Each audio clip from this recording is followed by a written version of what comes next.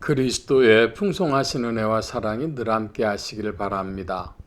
오늘 이 아침에는 마태복음 제23장 25절로 39절까지의 말씀, 생명의 삶 큐티 3월 17일자 말씀입니다.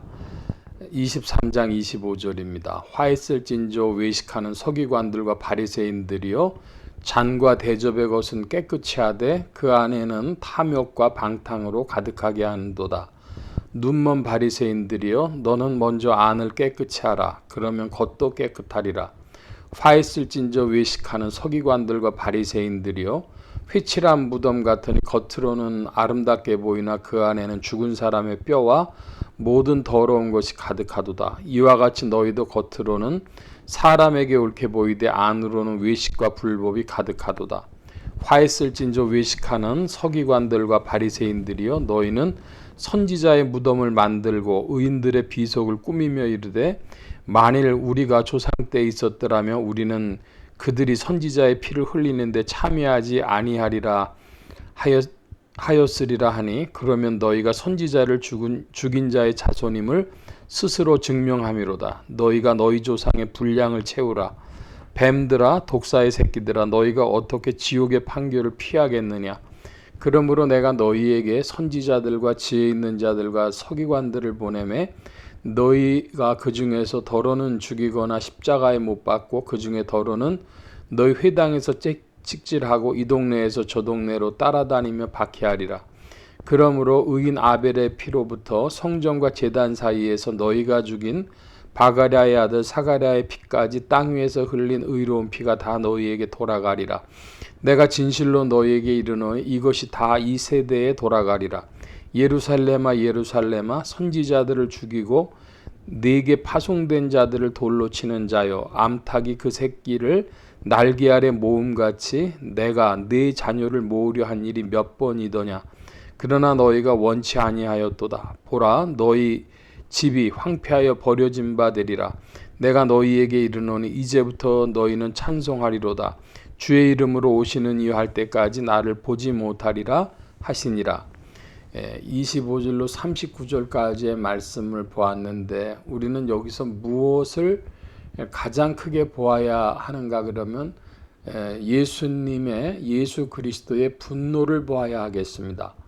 뭐라고 말씀하시는가 그러면, 화 있을진저 외식하는 서기관들과 바리새인들이여, 눈먼 바리새인이여, 화 있을진저 외식하는 서기관들과 바리새인들이여, 뱀들아, 독사의 새끼들아. 이렇게 해서 계속해서 말씀하시는 주님의 분노, 그것이 우리에게 들리는가 하는 것입니다.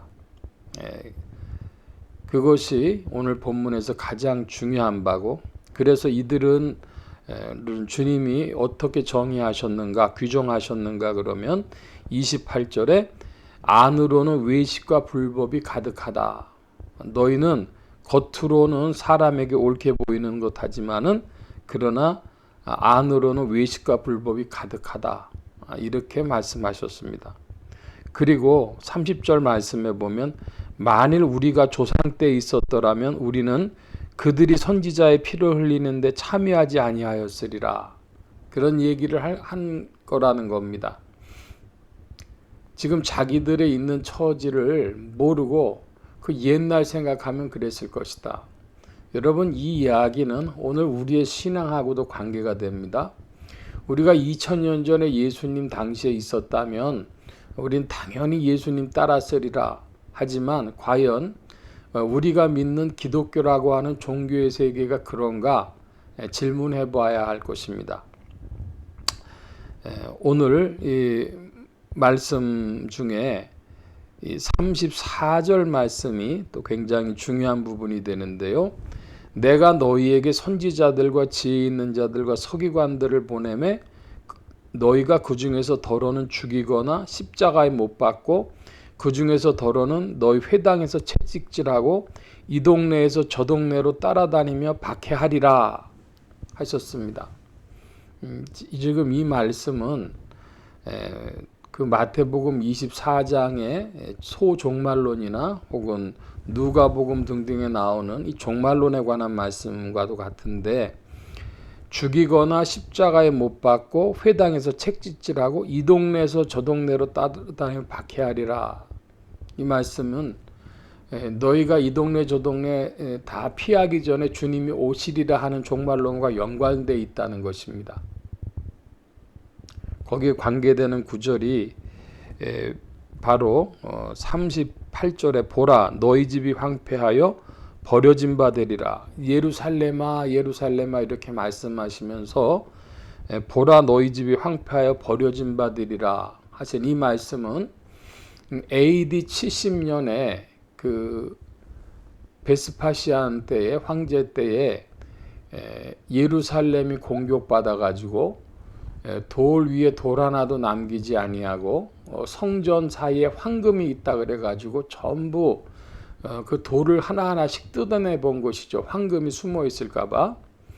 그래서 예루살렘 성전이 다 무너지고 예루살렘이 성벽이 헐어진 그 사건을 말하는 것으로 그 종말론 우리가 그럴 때에 성취되어진 종말론 AD 70년에 마태복음이라든지 누가복음이라든지 이런 데 나온 종말론은 사실은 성취되어진 것으로 본다.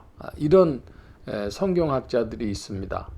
그러니까 일부분은 사실은 잘 보면은 미래에 성취되어질 일도 있지만 그 AD 70년의 사건을 중심으로 말씀하신 바가 있기 때문에 오늘날 사람들이 성경 읽을 때 뭐 미래에 있을 이제 핍박이나 이런 걸 전부 종말론으로 이해하는데 그것은 뭐 이 3차 대전이 일어나고 뭐가 되고 이렇게 생각하는 것은 자기중심적인 성경 해석이다.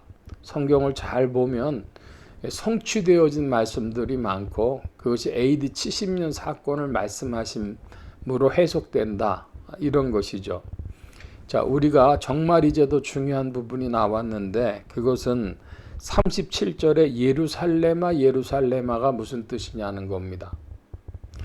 예수님께서는 이 외식하는 서기관들과 바리새인들에 대하여서 분노하셨습니다.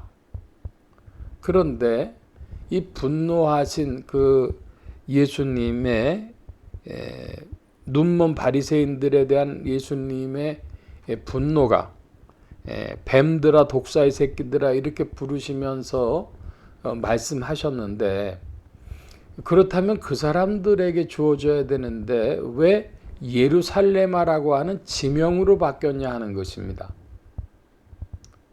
사실은 이 예루살렘이라고 하는 지명으로만 바뀐 것이 아니라 더 나아가 보면 유대교, 이스라엘의 종교인 유대교에 관한 이 예루살렘아 예루살렘아 부르신 것과 바리새인들에 대한 분노와 이스라엘 종교 유대교에 대한 분노가 예수님에게서 같이 나타난 그 한 가지로 지금 표현되고 있는 것이다 하는 말씀이 되겠습니다.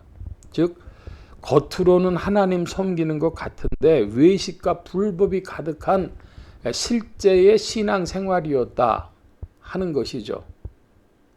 그래서 예수님이 그 AD 70년에 예루살렘이 붕괴되어질 때에 실은 유대교도 붕괴되어진 것으로 본다는 겁니다. 예루살렘아 예루살렘아 이렇게 부르신 모습을 보면서 그래서 거기에서 우리의 신앙이 복음 신앙이 신약 교회의 신앙이 분명하게 드러나는데 과연 그리스도 중심적인 신약 교회적인 신앙이 우리에게서 드러나고 있는가 하는 질문을 하게 됩니다. 우리가 성경을 많이 읽는데 창세기부터 계시록까지 저도 대학교까지 다닐 때 그리고 신학교 들어가서 목회 초기에 중학교 3학년 때부터 매년 성경 한 번씩 읽는 것을 기준으로 하다가 대학교 들어가 가지고는 이제 한 번 볼 때도 있고 두 번 볼 때도 있었는데 신학교 들어가 가지고는 1년에 2번씩은 꼭 보자 뭐 이제 이런 식으로 봤었습니다. 그런데 전도사가 되고 나서 보니까 너무 성경 모르는 것 같아서 부지런히 읽자 그러고 개척하고 초기에 해서 100번 채우자 그러고 열심히 백회독을 했습니다. 창세기부터 계시록까지 막 부지런히 읽었죠.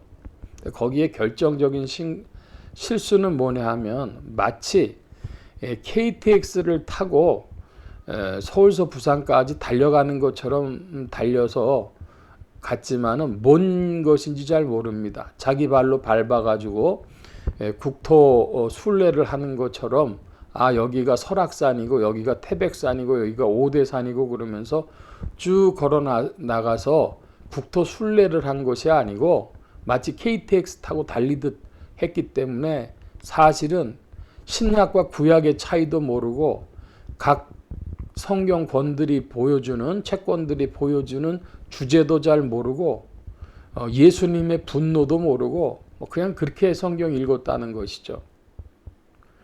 오늘의 피크는 뭐냐? 오늘 본문에서는 바로 37절에 나오는 예루살렘아 예루살렘아, 이것이 예루살렘의 붕괴로 이제 AD 70년에 이루어집니다.